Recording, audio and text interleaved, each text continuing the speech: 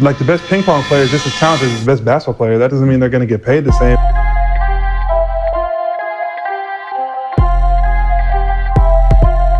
What's going on, guys? Thanks for stopping by the channel for another reaction video. And if you saw the first clip, you already know we're going to be talking about the WNBA.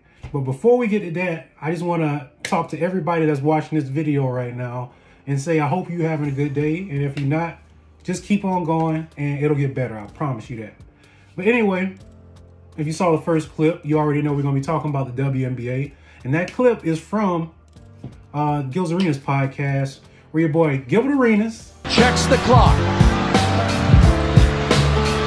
Gilbert for the win. Got another one! He is amazing! Rashad McCants,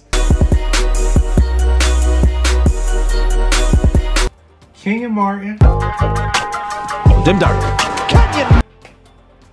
Lexi Brown, a very good WNBA player for the LA Sparks, and sometimes Brandon Jennings come on there with the host, also Josiah Scott. I don't want to leave nobody out there. It's one of my favorite podcasts right now. But anyway, they usually talk about different topics, going through the NBA and giving the player perspective instead of having to listen to these shock jocks like Stephen A. Smith and a lot of other guys. And a couple of weeks ago, a topic came up where Michael Porter Jr. went on to the Pivot podcast, and he talked about the issues that are going on with the WNBA and how he thinks that the WNBA could improve from where they are currently. Now, having a WNBA player, an active WNBA player on the couch for the Gil's Arena podcast, there was definitely a lot of opinions shooting around. So I do have a longer clip that I want to react to right here. So we're gonna go ahead and get to it. A lot of hate in the air. We got to talk about some hate that the women's side is getting. Michael Porter Jr. pulled up to the Pivot recently, had this to say about the women's game.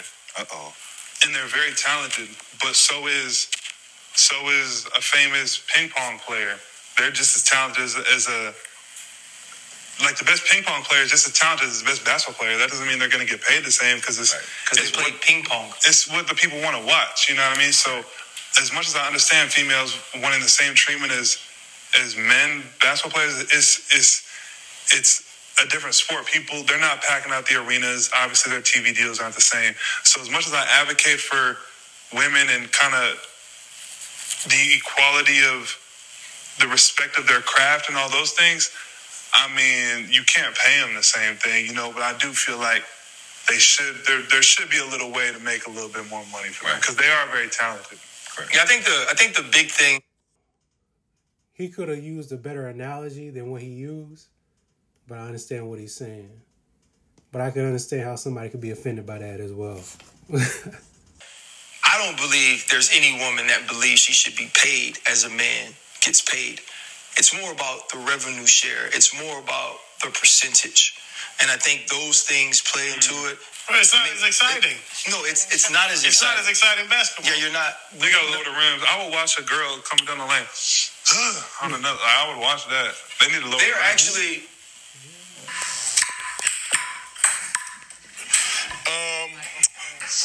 So, Lexi, you had some thoughts on MPJ's comments. Floor is yours. Well, let me start by saying I think his heart was in the right place. So I'm not here to shit on Michael Porter Jr. I do think he started on the right foot, and then he just kind of put his foot in his mouth. And, like, my issue with the Pivot is they allow these guys to say things that they know is wrong, and they just are like, okay, keep going, or they'll feed them more information for them to then double down on the stupid shit that they had just said. So I don't think I've ever seen the Pivot specifically ever feed somebody false information. What I do see these podcasts where former athletes do have the floor to give whoever wants to speak a chance, opportunity to talk. They give them opportunity to speak their truth. Whether everybody who listens to it agrees with it, that's another side of the story. But this is Michael Porter's opinion on the subject. Whether it's true or false, it's another topic. I mean, there's like a lot to unpack in his like statements, identifying us as females instead of women the whole time. that we can't get treated the same, and then he then says treatment to payment, which are two completely different things. We can still be treated with respect, and they can respect our craft without us making $20 to $30 million a year. Like, those things are not, like, both of those things can happen. We cannot get paid $30 million, and we can be respected and treated well for being professional basketball players. Lowering the rims comment, you already know how I feel about that. It's stupid. It doesn't benefit me personally at all, because I'm still not going to dunk. Yeah. I can't dunk on a 10-foot rim. I'm definitely not going to dunk on a 9-foot rim. It's going to fuck up my shooting. It's going to fuck up everybody's shooting. And stop the cap. Like, the way he plays basketball, like, he shoots a lot of threes. I just don't. He doesn't dunk. He wants us to dunk. You dunk. TJ Warren. Wow, body.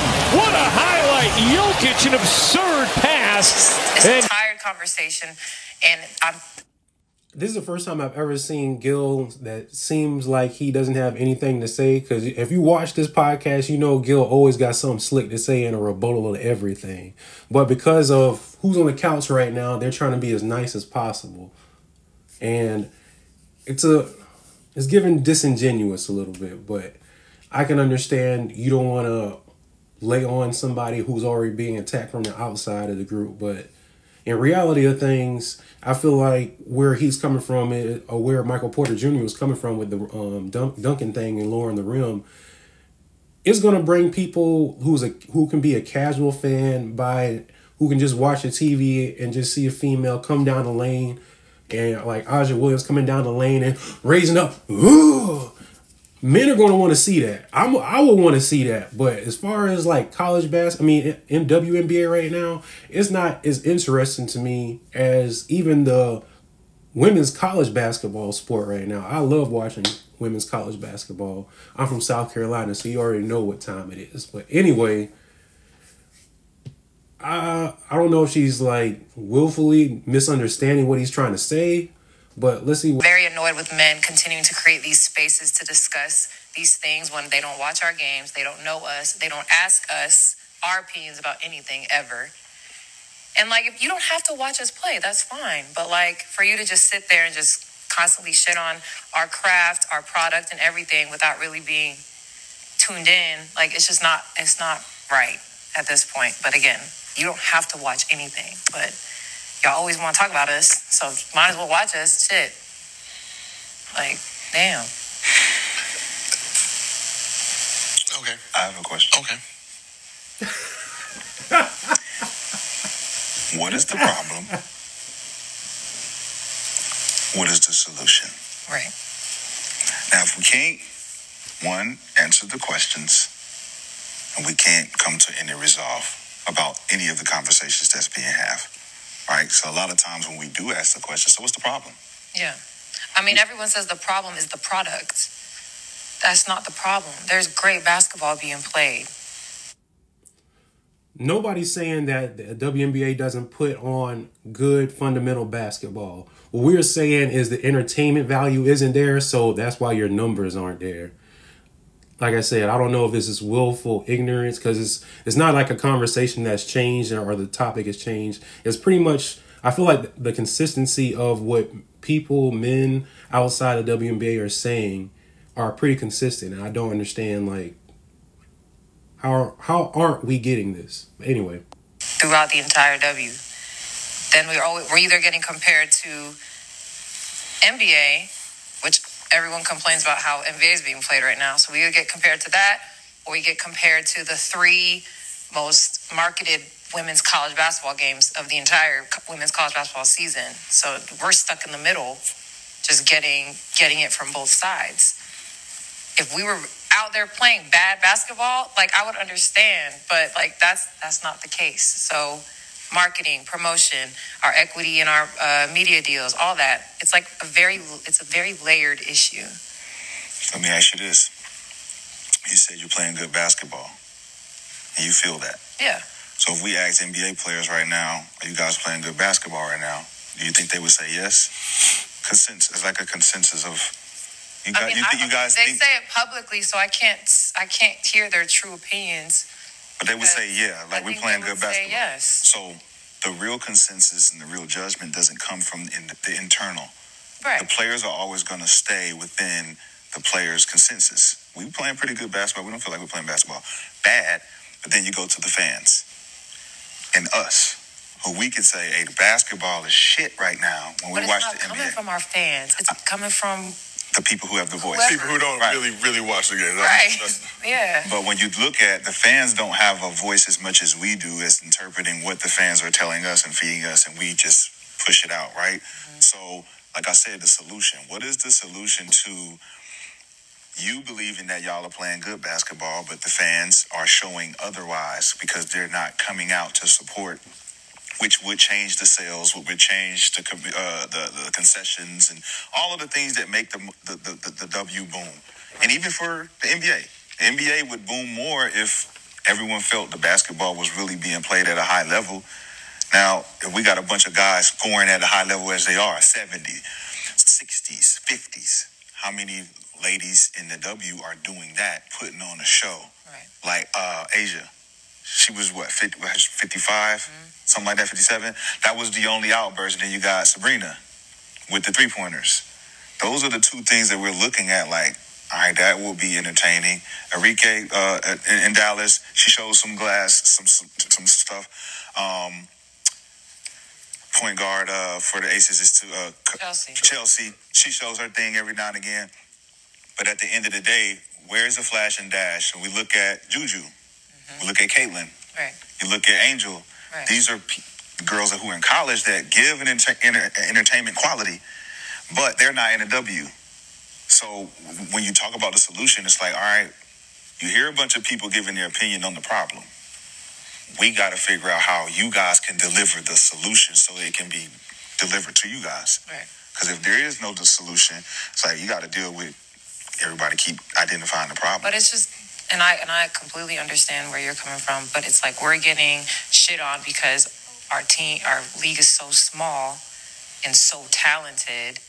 Like those outbursts are hard because you have a lot of good players. Players on your team. Yep. So it's like, yeah, you'll get maybe a 50 ball here, a 40 ball there. But it's hard. And we actually be D'ing up. Like, right. I tell y'all that all the time. Like, maybe we'll play less defense to, like, up the entertainment value, which I completely understand. But, like, the people watching got to understand when that happens. Like, we're getting yelled at by our coaches and all these things. So it's like, it's a cycle. And I think we're getting there. You know, we don't take as many threes as the NBA does yet. I think we're heading in that direction. I think this draft class and next year's draft class, I think they're going to make a big effort to keep these players in the league, to keep the eyes on the league. But, like, that has nothing to do with us. Right. Because I did my research on all of it. The problem is that the WNBA girls that are in there now are too selfish to sacrifice today for the future. Mm-hmm. From day one, they handicapped American girls. Right? So the American girls, if you're born in America, you have to go to college and play to a certain age, right? Overseas girls who have no following, right? You don't have an American following, but because you turn pro at an early age, because there's no high school basketball, you can come into the NBA or the WNBA at 18, 19 years old. Well, the product that has the following here has to wait. So you're sitting in college. Now think about how college basketball is. For the most part, it becomes dinosaurish, right? So for 3 years, whatever wild horse came into college basketball with their style out of high school has been whipped into a team type of player, a system player. When that system player gets into the W, she follows the rules. Mm-hmm. The problem with the W is, if you don't allow the youth to come in and change the game, change it, right? You think about what I'm saying is, you think about the Jujus and the Kellys and all those guys. If they come into the league right now, Taurasi and them can't physically keep up with these girls, which means get the fuck out of the league already. Retire. These girls is too fast. They're moving too fast at a speed you can't keep up with. But if I get to play against another 40-year-old, because we get to sit in here at 40 years old, it was easy to play basketball then. But if I got to stick someone think about Jeff Teague when he retired, right? At 30-something. It's because somebody was moving. Like, I can't keep up with these dudes. I'm out. Make room for somebody else. So what ends up happening is the product, the thing that pushes the W into another category of money is sitting in college. Yep. And it's been sitting in college. It's always all your stars. Our draft class 2018, I think our entire first-round picks are still actively playing. But it has taken so many years for us to get our own names and faces that whatever hype we had in college is lost. Like non-existent. Unless you're at an active social media, do other stuff. But then you've got to go to Europe and play. Now you're dark for 8 months. Now you come back. You're like, oh, I'm back. And everyone's like, wait, who are you again? Yeah. You're our draft pick. Like look at this class right here, right? The names you're saying. All those girls can stay in college one more year. Yeah. Right? They can stay in college one more year. They have the most popular names amongst, if we say just women's basketball itself. Some of those college girls would be part of these names.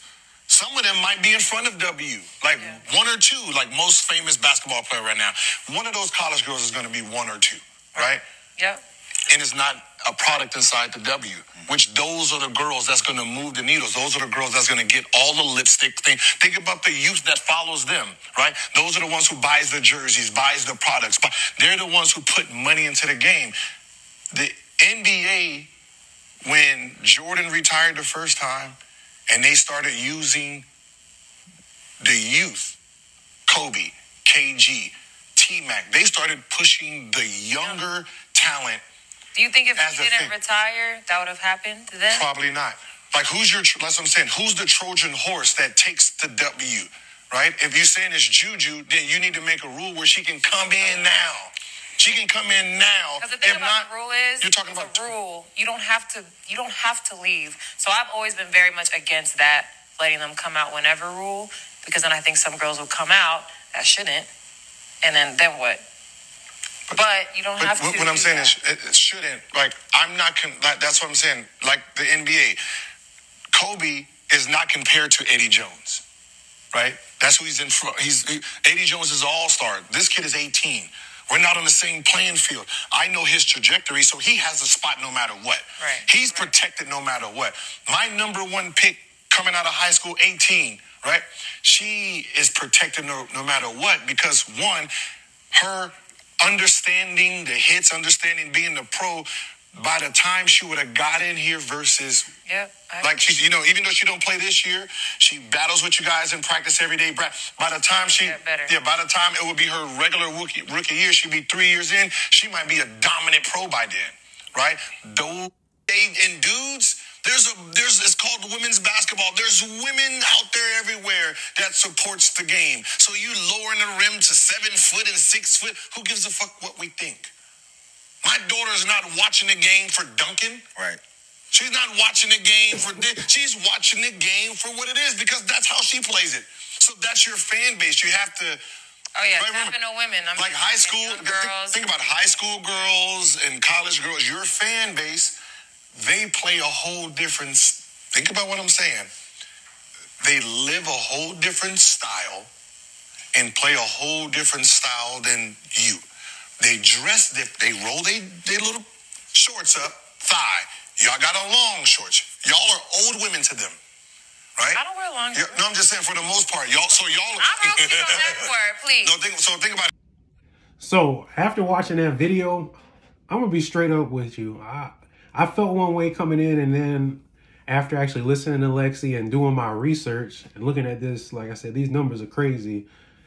I have a whole different opinion, and I kind of understand where Lexi's coming from. She's not so much worried about the fans or men at large or like the casual fan. She's more worried about the little girls that are actually watching the WNBA and making them more interested in and finding more girls around the world who may be interested in basketball and not so much trying to get the men or the casual fan to come by who aren't going to respect them as much. As well as I've saw a couple other clips of videos of WNBA players talking about not getting the respect that they deserve in their own organization, because a lot of times their facilities aren't really their facilities. It's like co-ownership, or you're like using it for the time being type deal.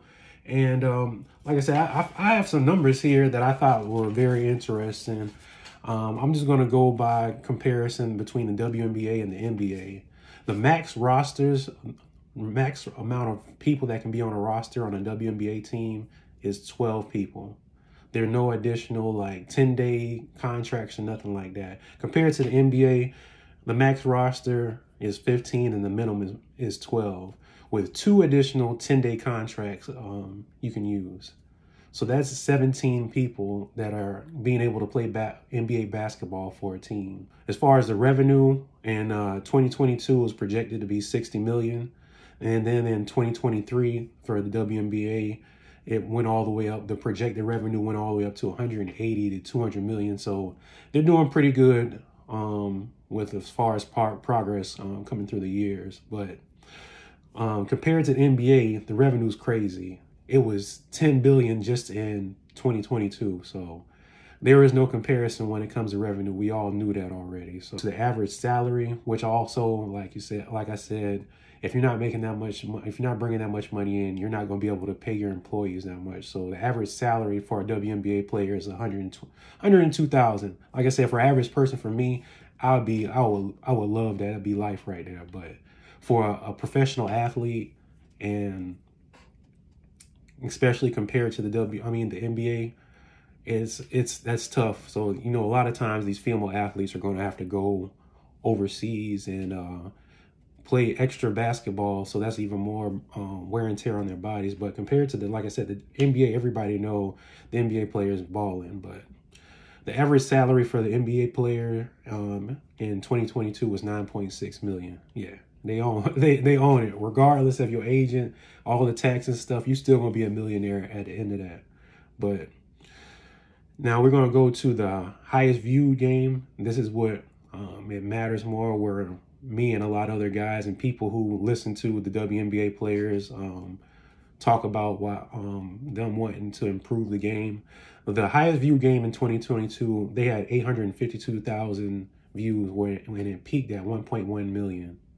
That was a game in 2022 for the WNBA. Compared to the NBA series, I guess it was the finals, 2022 finals, it averaged 12.4 million. So it's, like I said, there's no comparison. The projections are showing that they're getting better, because like I said, they started off at $60 million in revenue in 2022, and it's projected to be anywhere between 180 to 200 million for the WNBA for 2023. This is another thing that Ryan Clark, as well as a lot of WNBA players, talked about as far as the revenue share. That's the amount of the revenue that's shared between the owners and the players. For the NBA, it's 50-50. For the WNBA, the players get 9.3%, and that's down 2% from 2019, where they were making even less money then. So that I can completely understand what they talking about now. That's like you going to work every day, and it's like, all right, you started from the bottom with your job, and you were a consistent worker. You came into work every day. Now they didn't double or triple, or it's projected them to be tripling the amount of money. They're gonna take 2% amount away from your salary. That'd be crazy to me. I don't know how y'all feel about it. Y'all tell me how y'all feel about that. That's the vibes I'm getting from that. But anyway, like I said, both leagues, like I said, there's no comparison as far as the revenue, but there are a lot of things that Lexi said and a lot of the couch said that was really good. Like Gilbert Arenas, I feel like that was facts what he was talking about as far as getting new blood in there. Because I've heard about Juju. I watched her highlights since making this video. Yeah, she's one of them ones. She's a freshman. I'm telling you, she gonna be in the WNBA killing it. Also, Caitlin Clark, I did not know anything about her until this year. Well, actually, not in the last year when her and Angel Reese was getting at it in the championship. But Yeah, they got some exciting girls in the WNBA, and I'm really excited to see where it goes from here. And like I said, I came into this video feeling a certain type of way, and now that I did my research and I'm looking at all the numbers, I feel like all the WNBA players have every right to say what they're saying, and we have to take the time to listen to what they're talking about. Like, of course, we all want them to, we all know that making more money and getting more eyes on the game. But, you know, it all starts with people taking a chance to watch the game and actually being entertaining. So that's the other part about that. You can't just be wanting people to watch something because, oh, it's good. Nah, people watch sports because of entertainment value, not do charity for somebody. Nobody's out there doing that when they're trying to be entertained. But anyway, let me know what you guys think about that video. That's how I feel. It's crazy that how much my opinion has changed, and I'm kind of on the WNBA player side when it comes to that a lot of the things that they're talking about, because it's crazy not to even get respect on your own team. It's like you going hard every day, you going to work every day, and your boss don't even respect you. It's like, what is that? I mean, of course, people not going to respect you outside of the game because of just like they not entertained by it and stuff like that. But as far as the people that there with you every day and they doing it with you, that's insane, man. But anyway, let me know what you guys think about that. Thanks, guys, for stopping by for another video. I hope you enjoyed it. Hopefully you drop a like, a comment, subscribe. Let me know how you feel about it. Like I said, play the video a couple times. You know, we're trying to run these numbers up. But again, thank you for stopping by the channel. We're out.